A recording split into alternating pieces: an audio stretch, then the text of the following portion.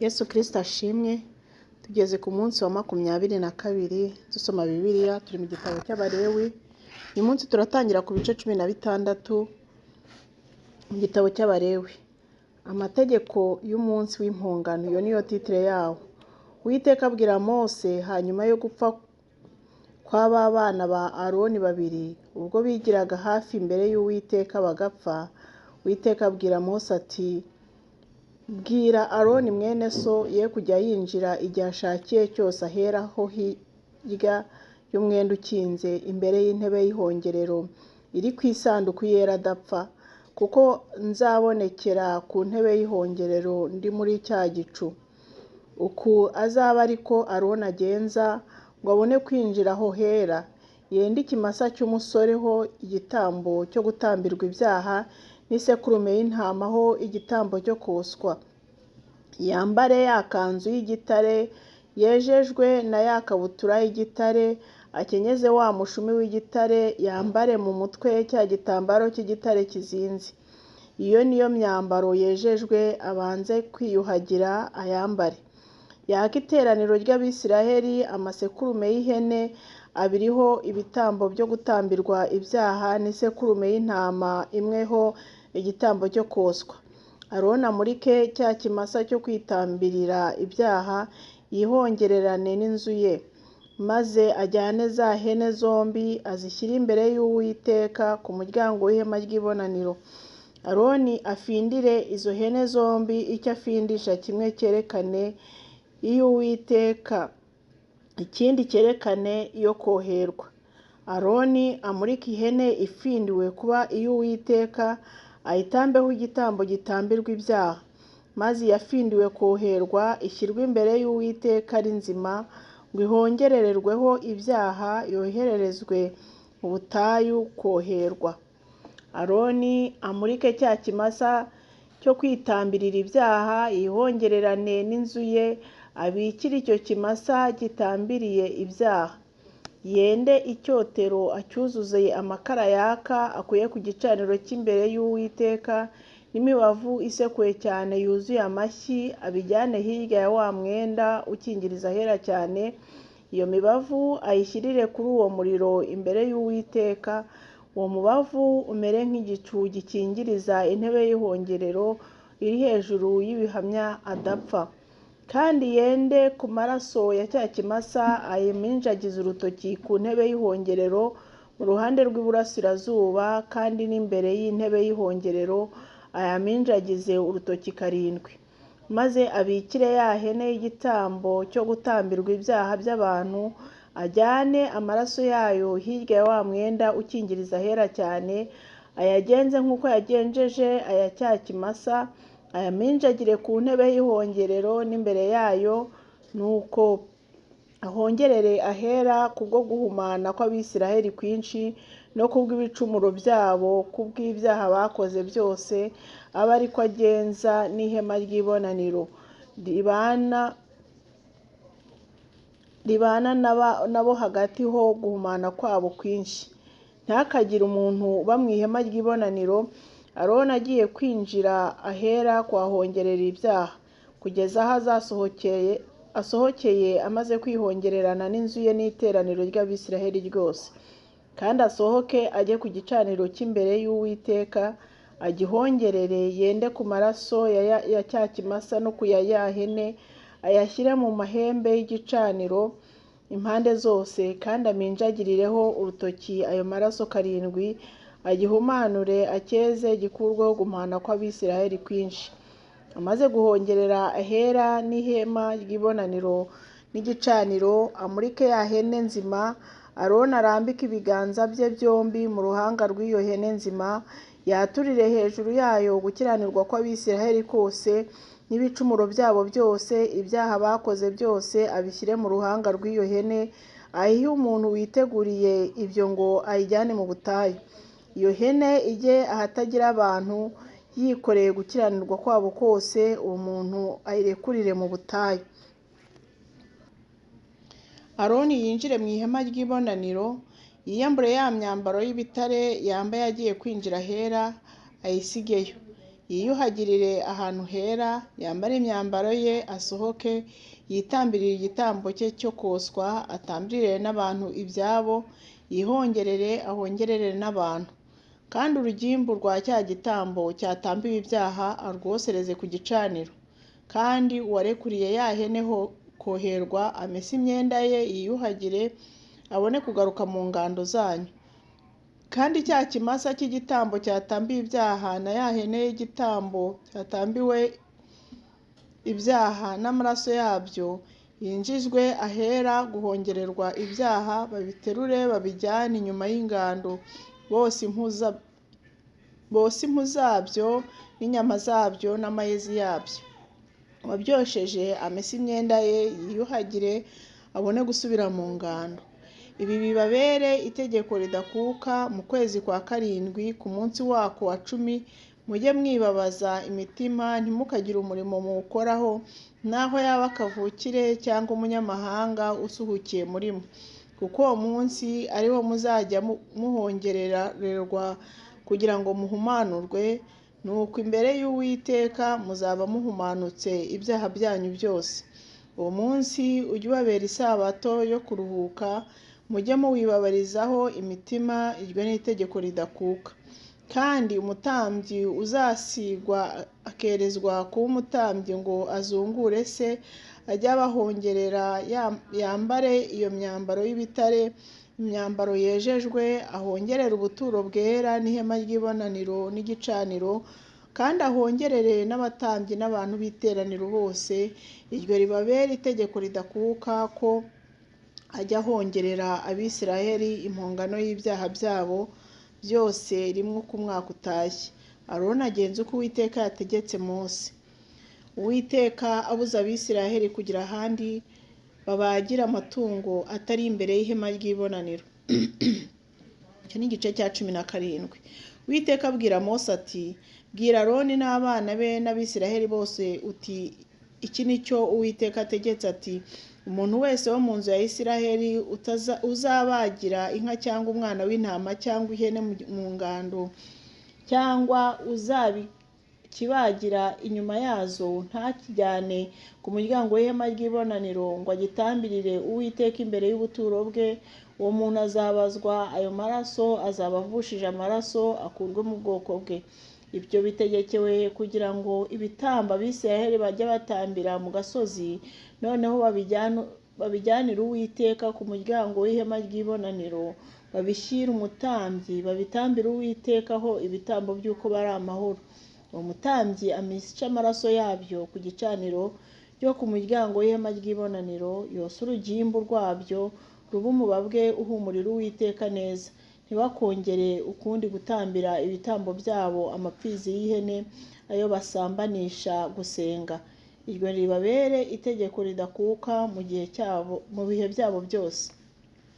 Amategeko y'uko bagenza amaraso yose. Kandi ubabwire uti, umuntu wese wo mu nzu ya Isiraheli cyangwa wo mu banyamahanga babasuhukiyemo, utamba igitambo cyo koswa cyangwa igitambo kindi, ntabijyane mu muryango w'ihema ry'ibonaniro ngo agitambire Uwiteka, uwo muntu azakurwe mu bwoko bwe. Kandi umuntu wese wo mu nzu ya Isiraheli cyangwa wo mu banyamahanga babasuhukiyemo urya amaraso y'uburyo bwose, nzahoza igitsure cyanjye kuri uwo muntu uriye amaraso, mukure mu bwoko bwe. Kuko ubugingo bw'inyama buba mu maraso, nanjye nyabahereye gusukwa ku gicaniro ngo abe impongano y'ubugingo bwanyu, kuko amaraso ariyo mpongano ayihindurwa n'ubugingo buyarimo. Nicyo cyatumye mbwira Abisiraheli nti, ntihakagire umuntu muri mwe urya amaraso, kandi ntihakagire umunyamahanga ubasuhukiyemo uyarya.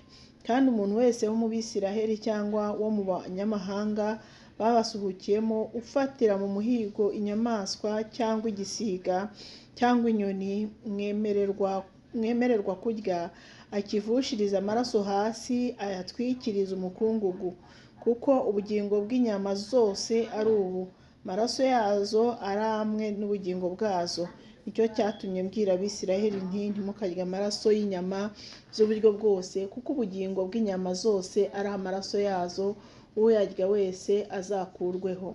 Kandi umuntu wese urya intumbi cyangwa ikirira, naho yaba kavukire cyangwa umunyamahanga, amese imyenda ye, yiyuhagire, abe ahumanye ageze nimugoroba, niho azabona guhumanurwa.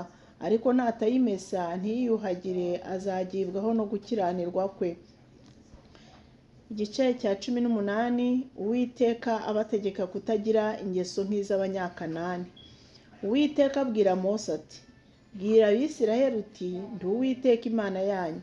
Ntimugakore nk'ibyo abo mu gihugu cya Egiputa bajya bakora, abo mwahoze mutuyemo, kandi ntimuzakore nk'ibyo abo mu gihugu cy'i Kanani bajya bakora aho mbajyana, kandi ntimuzakurikize amategeko yabo. Amateka yanjye aba ariyo mujya mwumvira, amategeko yanjye aba ariyo mujya mwitondera, aba ari byo mugenderamo. Ndi Uwiteka Imana yanyu. Nuko mujye mwitondera amategeko yanjye n'amateka yanjye, ibyo uzabikora azabeshwaho nabyo. Ndi Uwiteka.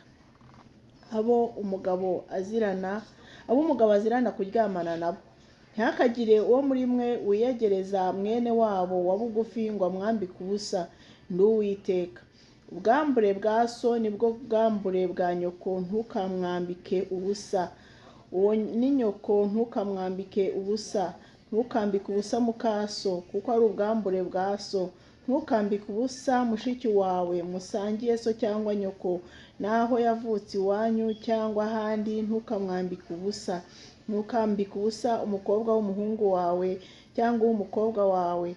Ntukambike ubusa kuko ubwambure bwabo ari ubwawe. Ntukambike ubusa umukobwa wa mukaso wabyawe na so, uwo ni mushiki wawe, ntukamwambike ubusa. Ntukambike ubusa nyogosenge, ni mwene wabo wa so wa bugufi. Ntukambike ubusa nyoko wanyu, kuko ari mwene wabo na nyoko wa bugufi. Ntukambike ubusa so wanyu. Ntukiyegereze umugore we, kuko ari nyoko wanyu. Ntukambike ubusa umukazana wawe, uwo ni we mugore w'umuhungu wawe, ntukamwambike ubusa. Ntukambike ubusa umugore wanyu, ubwambure bwe ni ubwa mwene so. Ntukambike ubusa umugore w'umukobwa we, ntukende umukobwa w'umuhungu we cyangwa uw'umukobwa we ngo umwambike ubusa. Abo ni bene wabo n'umugore wawe wa bugufi, icyo ni icyaha gikomeye.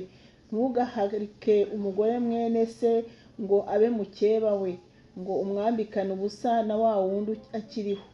Ntukiyegereze umugore ngo umwambike ubusa, agihumanijwe n'umuhango w'abakobwa. Ntugasambane na muka mugenzi wawe ngo umwiyandurishe. Ntugatange uwo mu rubyaro rwawe ngo umutambire Moleki, kandi ntugasuzuguze izina ry'Imana yawe. Ndi Uwiteka. Ntugatinge abagabo, ni ikizira. Ntukaryamane n'itungo ryose cyangwa n'inyamaswa yose ngo ukiyandurishe. Kandi he kugira umugore cyangwa umukobwa uhagarara imbere y'itungo ngo aryamane naryo, ibyo ni ukuvanga ibidahuye. Abaca muri ayo mategeko baba bahumanije igihugu cyabo. Ntimukagire icyo muri byo byose mwiyandurisha, kuko ibyo byose byanduje amahanga, nzirukana akabahunga. Igihugu cyabo kikaba cyanduye, nicyo gituma ngihora gukiranirwa kwabo kikaruka abagituyemo. Nuko mwebweho mujye mwitondera amategeko yanjye n'amateka yanjye.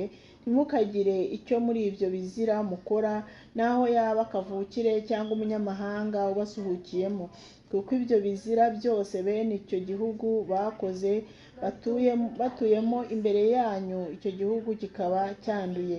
Ntimuzabikore kugira ngo icyo gihugu kitabaruka, namwe nimucyanduza nk'uko cyarutse ishyanga ryatuyemo mbere yanyu.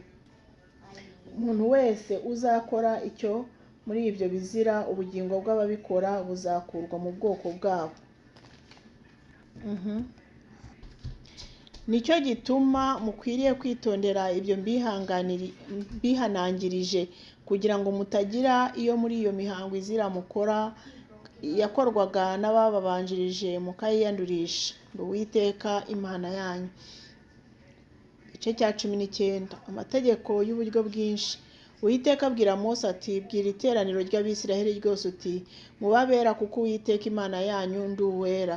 Umuntu wese muri mwe yubahe nyina na se, kandi mujye muziririza amasabato yanjye ndi Uwiteka Imana yanyu. Ntimugahindukirire ibigirwamana by'ubusa, ntimukicurire imana z'ibishushanyo ziyagijwe ndi Uwiteka Imana yanyu. Uko mutambiye Uwiteka igitambo cy'uko muri amahoro, mujye mugitamba uburyo butuma mwemerwa. Ku munsi mugitambye no ukurikira aba ariyo mukiryaho. Nihagira ikirara kikageza ku wa gatatu kijye cyoswa. Nikiribwaho ku wa gatatu kizaba ikizira, ntikizemerwa. Ahubwo ukiriyeho wese azagibwaho no gukiranurwa kwe, kuko ashujuguje icyera cy'Uwiteka. Uwo muntu azakurwe mu bwoko bwe. Kandi nimusarura ibisarurwa byo mu gihugu cyanyu, ntimuzasarure inkokora z'imirima yanyu zose, ntimuzatoragura ibisigaye guhumbwa.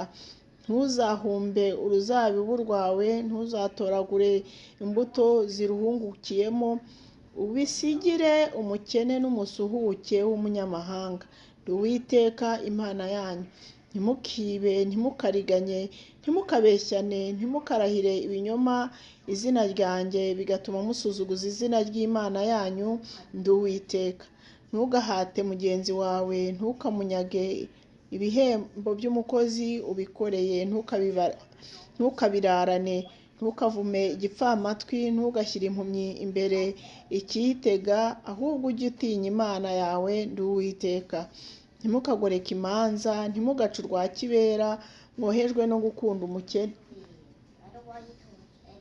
gukunda umukene cyangwa no kubaha ukomeye, ahubwo ujye ucira mugenzi wawe urubanza rutabera. Ntukazererezwe mu bwoko bwawe no guterenganya, ntukitangireho umugabo kwicisha mugenzi wawe. Ndi Uwiteka. Ntukangire mwene wanyu mu mutima wawe, ntukabure guhana mugenzi wawe kugira ngo utizanira icyaha ku bwe. Ntugahore, ntukagirire inzika abo mu bwoko bwawe,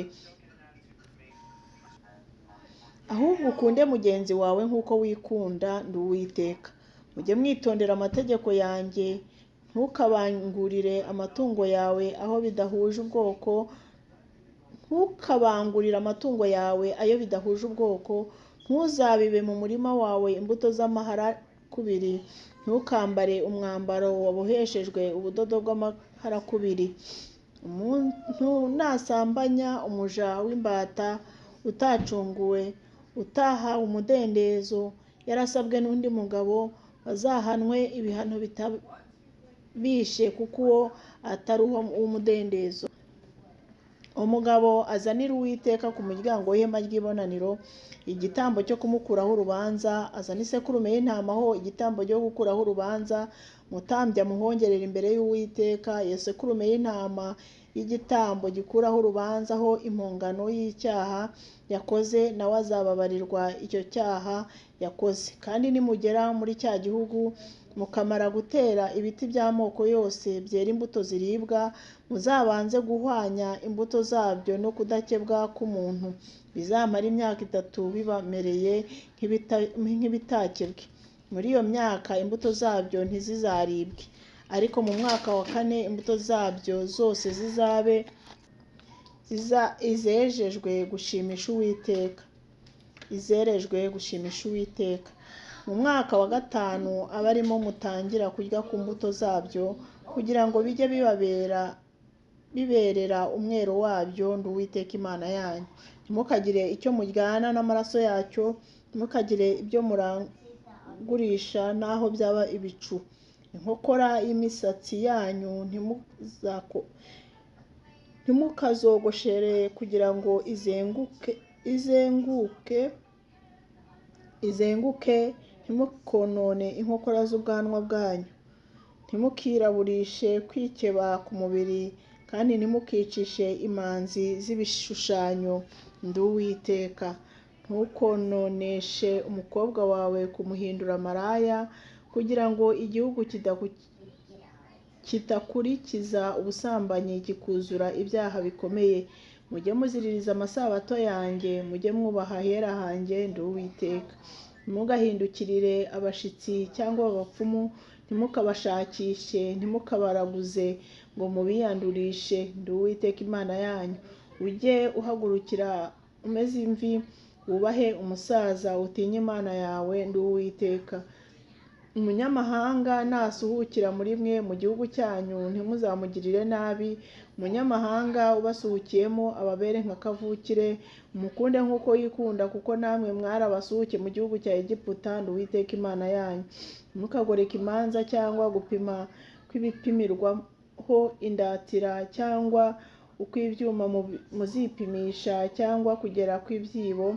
Mujye mugira ibipimirwaho indatira bitunganye, n'ibyuma muzipimisha bitunganye, n'ibyibo bya efa bitunganye, n'ingero za hini zitunganye, ndi Uwiteka Imana yanyu yabakuye mu gihugu cya Egiputa. Mujye mwitondera amategeko yanjye yose n'amateka yanjye yose, mubyumvire, ndi Uwiteka. Ibihano bikwiriye abaca mu mategeko. Uwiteka abwira Mose ati, ongera ubwire Abisiraheli uti, nihagira umuntu wo mu Bisiraheli cyangwa wo mu banyamahanga babasuhukiramo uha Moleki wo mu rubyaro rwe, ntakabure kwicwa. Abo mu gihugu bamwicisha amabuye, nanjye nzahoza igitsure cyanjye kuri uwo muntu, mukure mu bwoko bwe, muhoye guha Moleki wo mu rubyaro rwe, akanduza ahera hanjye, agasuzuguza izina ryanjye ryera. Abo mu gihugu nibirengagiza uwo muntu uha Moleki wo mu rubyaro rwe, ntibamwice, ubwanjye nzahoza igitsure cyanjye kuri uwo muntu no ku muryango we, mukurane mu bwoko bwabo n'abamukurikiza gusambana, basambanisha gusenga Moleki. Kandi umuntu uhindukirira abashitsi n'abapfumu ngo asambanishe kubashikisha no kubaraguza, nzahoza igitsure cyanjye kuri uwo muntu, mukure ku bwoko bwe. Nuko mwiyeze mubabera, kuko ndi Uwiteka Imana yanyu, kandi mujye mwitondera amategeko yanjye muyumvire, ndi Uwiteka ubeza. Umuntu wese uvuma se cyangwa nyina ntakabure kwicwa, kuko uvumye se cyangwa nyina urubanza rw'amaraso ye niwe ruzahama. Umuntu nasambana n'umugore w'undi, usambanye na muka mugenzi we, umusambanyi n'umusambanyikazi ntibakabure kwicwa. Usambana na mukase aba yambitse se ubusa, bombi ntibakabure kwicwa. Urubanza rw'amaraso ye niwe ruzahama. Umuntu nasambana n'umukazana we, bombi ntibakabure kwicwa, bazaba bavanze ibidahuye. Urubanza rw'amaraso ye niwe ruzahama. Umugabo natinga undi, bombi bazaba bakoze ikizira, ntibakabure kwicwa. Urubanza rw'amaraso ye niwe ruzahama.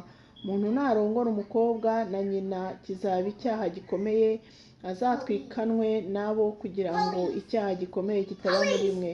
Umugabo naryamana n'itungo ntakabure kwicwa, iryo tungo naryo muzaryice. Kandi umugore cyangwa umukobwa niyegera itungo ryose akaryamana naryo, uzamwicane naryo, urubanza rw'amaraso ye niwe ruzahama. Umuntu niyenda mushiki we basangiye se cyangwa nyina, bakarebana ubwambure, kizaba igihemu giteye isoni, bazakurirweho mu maso yabo mu bwoko bwose bwabo, kuko yambitse ubusa mushiki we, azagibwaho no gukiranirwa kwe. Umuntu naryamana n'umugore uri mu muhango w'abakobwa akamwambika ubusa, azaba yambitse ubusa isoko ye, nawe azaba yiyambitse ubusa isoko y'amaraso ye, bombi bazakurwe mu bwoko bwabo. Kandi ntukambike ubusa nyoko cyangwa nyogosenge, uko zatyo azaba yambitse ubusa bene wabo ba bugufi, bazagibwaho no gukiranirwa kwabo. Umuntu naryamana na mukase wabo, azaba yambitse ubusa se wabo, bazagirwaho n'icyaha cyabo, bazapfa ari incike. Umuntu niyenda muka mwene se, kizaba ari ukwiyanduza, azaba yambitse ubusa mwene se, bazaba incike. Abisiraheli bakwiriye kwitandukanyiriza n'abandi kuba abera, nuko mujye mwitondera amategeko yanjye yose n'amateka yanjye yose mubyumvire, kugira ngo igihugu mbajyana guturamo kitazabaruka. Ntimuzakurikize imihango y'ishyanga nzirukana imbere yanyu, kuko ibyo byose babikoraga bigatuma mbanga urunuka. Ariko nabwiye mwe nti nimwe muzahabwa igihugu cyabo gakondo, nzakibaha kugihindura igihugu cy'amata n'ubuki. Ndi Uwiteka Imana yanyu yabatandukanije n'andi mahanga, nicyo gituma mukwiriye gutandukanya itungo n'inyamaswa bidahumanya n'ibihumanya, n'ibisiga n'inyoni bihumanya n'ibidahumanya. Ntimukiyandavurishe itungo cyangwa inyamaswa cyangwa igisiga cyangwa inyoni cyangwa ikintu cyose gikururuka hasi. Nabigishije kwitandukaniriza nabyo kuko bihumanya. Kandi mumbere abera kuko Uwiteka ndi uwera, kandi nabatandukanirije n'andi mahanga kuba abanjye. Umushitsi cyangwa umushitsikazi n'umupfumu cyangwa umupfumukazi ntibakabure kwicwa, babicisha amabuye. Urubanza rw'amaraso ye niwe ruzahama. Imana rero ibaha umugisha. Dushoje ibice 20 mu gitabo cy'Abalewi, tuzakomeza ejo n'ibice 21.